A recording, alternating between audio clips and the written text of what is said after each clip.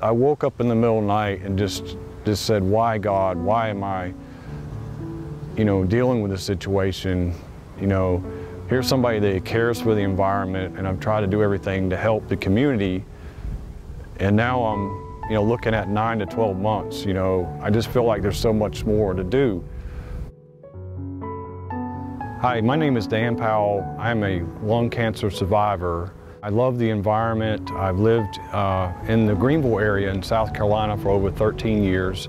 I moved here from the mountains of North Carolina, where I grew up in Asheville and attended a school, Western Carolina University, and got a degree in urban planning. I had the fortunate ability to move not far from where I grew up, here in beautiful Greenville, South Carolina, and quickly became involved in community development and special projects. I was brought into air quality in 2007, and part of my reason for becoming involved in air quality outreach was as a young child, I'd suffered asthma. And in recent studies, they've linked pollution, particularly air pollution, to contributing or increasing asthmatic conditions in youth. What I want to mention today, you can see that beautiful mountain and that tower, but on a smog-filled day, you can't even hardly see across the lake. I worked over the last 13 years helping the community, and in late December, I started having health issues. My wife took me to the doctor and quickly learned that I had been diagnosed with stage 4 lung cancer.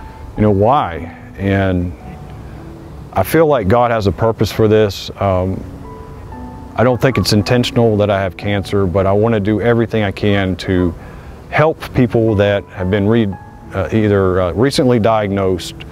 I want to do everything I can to help the environment to reduce these air pollution problems we have that have been known to trigger lung diseases such as asthma and lung cancer. I find it ironic that I'd spent so many years promoting people to not idle their vehicles as much, school buses to stop idling where children breathe, and just basically doing energy efficient steps and helping the earth. But I want to do everything I can to help people that have been either recently diagnosed. I want to do everything I can to help the environment to reduce these air pollution problems we have that have been known to trigger lung diseases such as asthma and lung cancer. So that's my purpose of this video, is to just highlight my story and to tell the community and the world ways that you can positively take steps.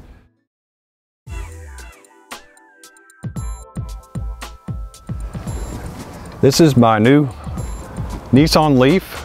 My wife and I had been talking about buying a electric car in the past, and we didn't know if it was feasible economically, and we just had a lot of questions about it. I was very fortunate to be a part of the air quality committee that helped bring these chargers to Greenville. We have really 3 options to charge this car.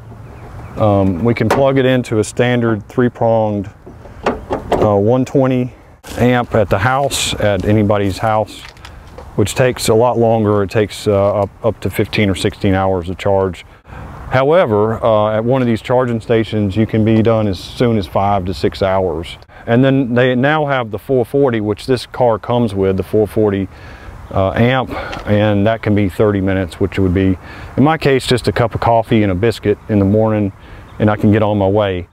This car has good torque, good horsepower. And the car has heated seats and a heated steering wheel. We feel like this is the future. I mean, we feel like that new technologies will be out soon where these cars can actually make it several hundred miles, and the prices are coming down, and it's convenient. You're not always having to go to a gas station.